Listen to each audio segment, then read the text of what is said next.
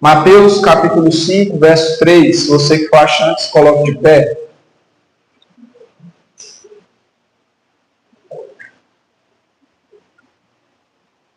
E diz assim a palavra do Senhor: Bem-aventurados os pobres de espírito, pois deles é o reino de Deus. Vamos orar mais uma vez? Paizinho, a tua palavra inspirada por ti está aberta, ela foi lida. E o desejo do nosso coração é que o Senhor nos ensine através dela. Fala conosco, ó Espírito Santo, trazendo conversão, restauração e edificação à tua igreja. Esse é o nosso desejo, nós pedimos em nome de Jesus. Amém. E graças a Deus. Pode se sentar. O Sermão do Monte, meus irmãos, que nós iniciamos na semana passada, começa aqui no capítulo 5 e ele vai até o capítulo 7. O propósito desse sermão, desse longo sermão de Jesus, é mostrar vários aspectos do reino e nos ensinar as características do reino que Jesus tem construído para Deus Pai. Jesus, então, decide começar fazendo uma descrição dos habitantes desse reino, que são chamados por eles de bem-aventurados ou felizes. E nos versos de 3 a 12 do capítulo 5, ele nos apresentará 8 atributos ou 8 qualidades que fazem perfil de todos os crentes, fazem parte do perfil de todos os crentes. Quando você lê aí bem-aventurados, a palavra não significa apenas felizes, mas a palavra diz respeito a todos aqueles que são crentes em Jesus. Ou seja, todo aquele que pertence ao povo de Deus, todo aquele que já foi alcançado pelo Senhor Jesus também pode ser chamado de bem-aventurado. Essas pessoas são as pessoas para as quais Jesus, como nós dissemos na EBD, como voltamos a dizer neste culto, para quem Jesus está preparando morada. Esses atributos ou características, ou até qualidades, como você quiser chamar, nós chamamos de bem-aventuranças. Jesus, então, começa falando que os pobres de espírito têm o reino dos céus. Uma trend do Instagram tem sido bastante usada nas últimas semanas. E nela, várias pessoas têm postado alguma foto de algo bom ou de algo importante. E a trend diz: sou rico de algo que o dinheiro não pode comprar. E pode parecer um pouco estranho que num mundo como o nosso existam esses tipos de riquezas. Riquezas que as quais o dinheiro não pode adquirir para nós. Riquezas que o dinheiro não pode fazer com que nós alcancemos. Porque parece que o dinheiro é quem governa o mundo em que nós vivemos. É através dele que nós podemos alcançar as melhores oportunidades das nossas vidas. Falava com o pastor Newton ontem a respeito de um curso da faculdade. E ele dizia assim: uma das grandes dificuldades do mundo acadêmico nesses dias é que para que você faça os melhores cursos, você precisa ter as melhores condições. Por exemplo, um curso de medicina é um curso que você não pode trabalhar fora e fazer o curso. Você precisa se dedicar de forma integral. Logo, se você não tem uma condição ou alguém que te patrocine para isso, é praticamente impossível que você faça isso. Então é um pouco estranho dizer que existem coisas nesse mundo que nos fazem ricos, mesmo que o dinheiro não possa nos fazer chegar até ela, ou mesmo que o dinheiro não possa transformar a nossa vida. Mas no reino de Deus, a economia funciona de uma forma avessa com a economia desse mundo. Enquanto nesse mundo o dinheiro abre portas e gera oportunidades, enquanto nesse mundo o dinheiro e as riquezas facilitam as coisas, a economia do reino de Deus é diferente. Thomas Watson chama isso de a joia da pobreza. E ele vai dizer isso: quão pobres são aqueles que se consideram ricos, e quão ricos são aqueles que se veem pobres. Para o reino de Deus, meus irmãos, o peso da nossa carteira, o número da nossa conta bancária, não faz diferença. O que faz diferença é aquilo que carregamos em nós. É por isso que Jesus começa dizendo que a primeira característica que os crentes possuem, que o povo de Deus possui, que os habitantes desse reino possuem, é a pobreza de espírito. Hoje meditaremos a respeito dos pobres de espírito. E aprenderemos que a pobreza de espírito é o primeiro degrau que leva ao trono de Deus. A pobreza de espírito é o primeiro degrau na escada que nos leva ao trono de Deus. E nós veremos isso em 3 pontos. A primeira característica que eu gosto de enxergar quando penso nos pobres de espírito é que eles têm consciência da sua real situação. O pobre de espírito, ele tem consciência da real condição que ele se encontra. O professor D.A. Carson dirá que a pobreza de espírito é o reconhecimento pessoal da falência espiritual. É a confissão consciente da própria indignidade para com Deus. Não é à toa, meus irmãos, que essa é a primeira bem-aventurança trazida por Jesus. Afinal, nos tornar conscientes da nossa condição moral diante de Deus é também a primeira ação que o Espírito Santo produz em nós quando deseja nos salvar. Foi o que Jesus disse em João 16, 7 e 8. Ele disse: mas lhes afirmo que é para o bem de vocês que eu vou. Se eu não for, o conselheiro não virá para vocês. Mas se eu for, o enviarei. Verso 8, ele diz: quando ele vier, convencerá o mundo do pecado, da justiça e do juízo. A primeira tarefa do Espírito Santo é apontar, é nos mostrar o quão pobres de espírito nós somos. É mostrar para nós a verdadeira condição em que nos encontramos. É tirar o tapão dos nossos olhos e fazer-nos enxergar a podridão que nos rodeia e a podridão que nós mesmos produzimos através da nossa vida caída e não entregue ao Senhor. Antes da ação do Espírito Santo, o ser humano não tem consciência da sua real condição. Principalmente em dias como o nosso, em que demônios travestidos de pastores empenham todos os seus esforços em fazer com que os homens acreditem que tudo bem levar a vida que levam.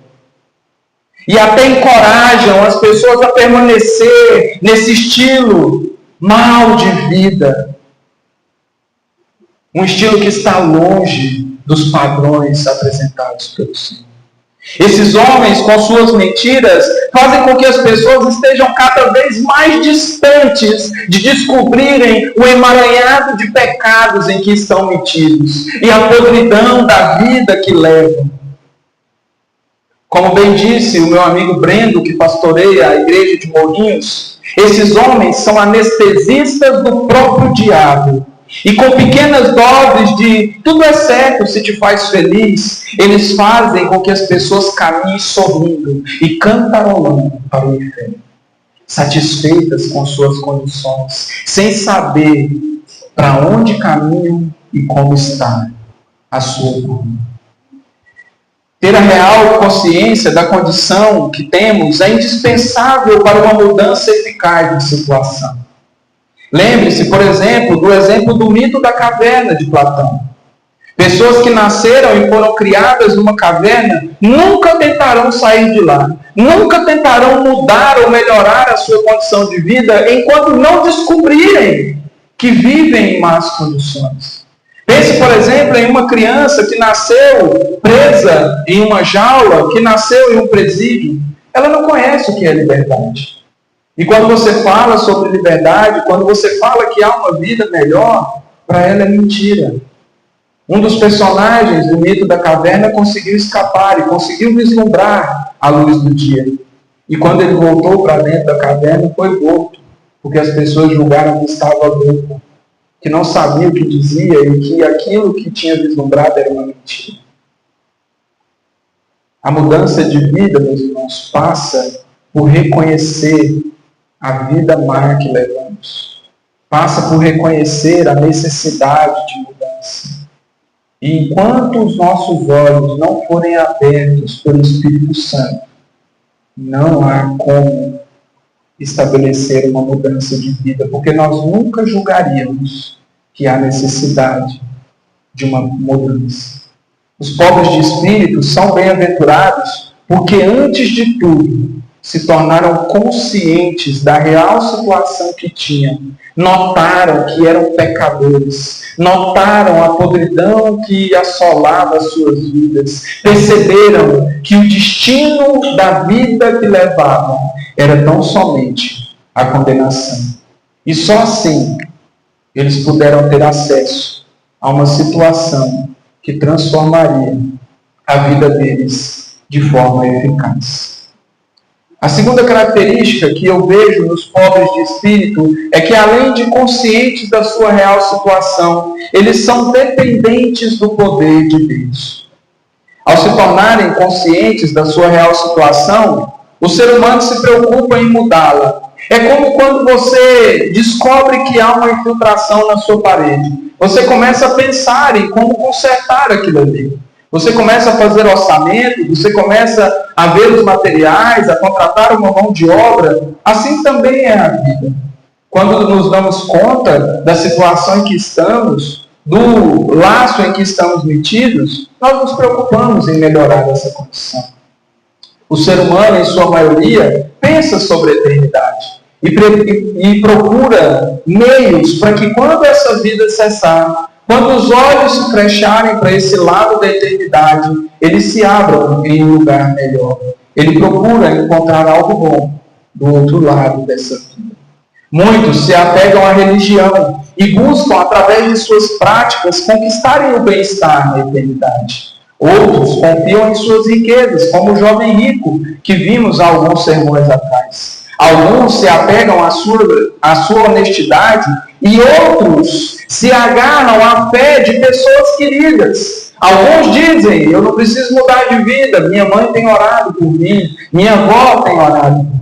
As orações dessas pessoas são muito importantes. A mãe de Agostinho de Hipona orava todos os dias por ele. E um dia ela vai até a Catedral de Milão, se ajoelha aos pés de Ambrósio, que era o responsável por aquela igreja, e diz: Ambrósio, eu já não aguento mais orar por Agostinho.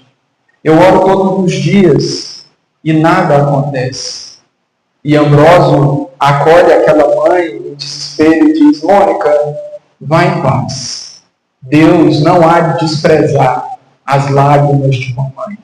Agostinho, como você bem sabe, se converte, mas nós não devemos, meus irmãos, nos apegar, por mais que sejam belas e proveitosas as orações de outras pessoas por nós, não estão nelas a nossa salvação.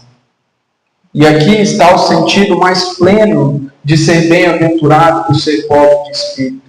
Ser pobre de espírito, meus queridos, não está ligado à falta de dinheiro ou ao desapego do dinheiro. Ser pobre de espírito também não é viver uma vida passiva, aceitando toda e qualquer situação sem se impor. Com perdão da palavra, ser pobre de espírito não é ser bobo e ser jogado para lá e para cá à boa vontade de outras pessoas. Ser pobre de espírito não é se revestir de uma falsa humildade.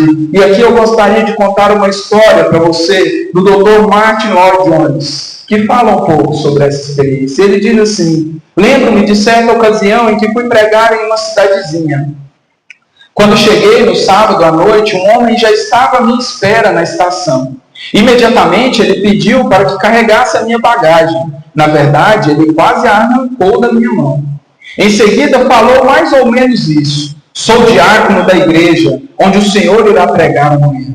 E ajuntou: eu sou um mero João Ninguém, uma pessoa sem a mínima importância. Eu não sirvo para nada, não sou nenhum grande vulto na igreja. Sou apenas um daqueles que transportam a bagagem dos pastores. Martin Lloyd-Jones diz que ele ansiava para que o pastor soubesse o quão humilde ele era. Todavia, por meio da sua ansiedade em demonstrar a sua pobreza de espírito, ele acabou atestando que, na verdade, nunca tinha experimentado o que era ser humilde, de fato. O homem que, por assim dizer, gloria-se em sua forma humilde de espírito, mediante a tal atitude, apenas prova que não é aquilo que demonstra ser. Ser pobre de espírito, meu querido, está ligado a tão somente olhar para dentro de nós mesmos e mesmo procurando com atenção em cada cantinho, não encontrar nada sequer em meio às qualidades e defeitos que possa ser digno de nos fazer entrar no reino de Deus. Ser pobre de espírito está em reconhecer aquilo que Jesus fez quando disse aos discípulos quem poderia ser salvo. Você se lembra o que Jesus disse no episódio do jovem rico? Ele disse: o que é impossível para os homens é possível para Deus. Ser pobre de espírito é ter a mesma atitude do pai que pediu para que Jesus curasse o seu filho endemoniado e dizer a Jesus: ajuda-me, Senhor, a vencer a minha incredulidade. Ser pobre de espírito é dizer como o salmista disse: alguns confiam em carros e outros em cavalos, mas nós, todavia, confiamos no nome do nosso Senhor. Ser pobre de espírito é abandonar toda e qualquer confiança que você tenha em você mesmo, em outras pessoas, ou em qualidades e defeitos, em dinheiro ou o que quer que seja. Ser pobre de espírito é entender que nós somos falidos diante de Deus e que somente Ele tem o poder para nos dar a vida eterna. Foi o que aprendemos agora há pouco na EBD. A salvação pertence tão somente ao Senhor. E de forma gratuita e bondosa, Ele opera e Ele oferta em todos aqueles que creem em Jesus. Mas há uma terceira e última característica sobre os pobres de espírito. Eles têm o reino dos céus. Jesus finaliza o versículo mostrando a recompensa que é dada aos pobres de espírito. Note que ele não fala de riqueza, fama, poder, nem nada que essa vida possa nos oferecer. Ele promete algo muito maior. Algo muito maior. Ele diz: bem-aventurados os pobres de espírito, porque eles têm o reino dos céus. Note que Jesus não diz eles terão, mas que eles têm o reino dos céus. A promessa aqui, meus irmãos, não é para um futuro distante, não é para amanhã, não é para a semana que vem, não é para depois do Natal. A promessa aqui é do cumprimento instantâneo. Aqueles que creem, aqueles que reconhecem a sua pobreza de espírito e recorrem a Jesus, têm o reino dos céus. É bem verdade que, como nós aprendemos na EBD hoje, nós só teremos a plenitude do reino no futuro, quando tivermos os nossos corpos glorificados e quando formos habitar de uma vez por todas na nova criação do nosso Senhor, quando essa terra for restaurada. Mas que maravilha é, meus irmãos, poder desde já desfrutar das bênçãos do reino que se manifesta, mesmo que parcialmente, nas nossas vidas. Eu gosto de pensar nisso, e já devo ter usado essa história aqui umas 2 ou 3 vezes, quando você vai para a casa da sua avó, ou quando você visita, como eu visitei agora esse final de semana, minha mãe, e aí se junta aquela netaiada, né, no caso de quem vai na casa da avó, e a avó vai fazer o prato preferido de todo mundo, aquilo que todo mundo anseia por comer. Mas antes do almoço ser servido, ela abre um pouquinho a panela, pega um pouquinho da colher, o neto mais traquina está do lado dela, com a mão estendida, chorando, dizendo: eu quero. Ela pega mesmo quente, uma colherada, um pouquinho daquela comida e põe na nossa mão. Nós levamos a boca e o tempero daquilo enche a nossa boca. Aquilo não sacia a nossa fome, mas aquilo nos mostra o quão delicioso vai ser quando aquela panela for de vez aberta e quando nós pudermos nos fartar de vez naquela refeição. Assim também, meus irmãos, é o reino de Deus para conosco. De fato, a panela não está totalmente aberta agora e nós não podemos nos fartar, mas dia após dia, os crentes em Jesus, aqueles que fazem parte do reino de Deus, a esses o Senhor retira pequenas porções da panela e nos entrega nas nossas mãos. É assim quando nos reunimos, como estamos reunidos agora, e cantamos louvores a Ele, e cantamos: Senhor, a Ti eu vou proclamar, pois tudo vem de ti e tudo está em ti. É isso que acontece quando nós nos colocamos de pé e oramos uns pelos outros. É isso que acontece quando nós sorrimos juntos, quando nós choramos juntos. É isso que acontece quando o povo de Deus está diante de alguém ouvindo a pregação da palavra. São pequenas porções, meus irmãos, da grande panela do reino que são dadas a nós, para que nós saboreemos e esperemos com uma ânsia grande que maravilhoso dia será, quando as bodas do Cordeiro forem servidas e eu e você estivermos ao redor dessa mesa, sendo servidos por Ele mesmo, o Salvador das nossas almas, que nos dirá: comamos e nos fartemos. E aquele dia não terá fim, meus irmãos. Será uma eternidade com Ele, desfrutando da panela que agora está aberta. E nós vamos nos fartar. Enquanto a cultura desse mundo ensina que o dinheiro é um atalho para as melhores recompensas e obriga os habitantes desse mundo caído a gastarem toda a vida em busca de riquezas e por vezes até abrindo mão de suas famílias, de sua saúde e muitos até de sua dignidade, a cultura do reino nos ensina que a pobreza de espírito é a chave para uma recompensa muito maior. Spurgeon, um pregador batista do século XIX, dirá que os pobres de espírito, essas palavras soam como se descrevessem donos de nada, gente que não tem nada, mas, pelo contrário, essas palavras descrevem os herdeiros de todas as coisas. Feliz pobreza. Os milionários se afundam na ganância. Os tesouros das Índias evaporam em fumaça. Enquanto isso, o pobre de espírito permanece em um reino ilimitado, sem fim, sem falhas, que o torna abençoado na estima daquele que é Deus sobre tudo e bendito para sempre. As riquezas desse mundo têm fim. Haverá um dia que tudo isso passará. Mas o que não passará será a herança que nós receberemos em Jesus Cristo, da qual desfrutaremos pelos séculos dos séculos dos séculos. O mundo tentará, queridos, de todas as formas, desviar os nossos olhares da nossa real condição. Ele fará com que tudo nos atraia, com que tudo nos distraia, para que nós não olhemos para nós mesmos. Mudança de vida, seja em qualquer aspecto, nunca foi uma pauta dessa humanidade caída.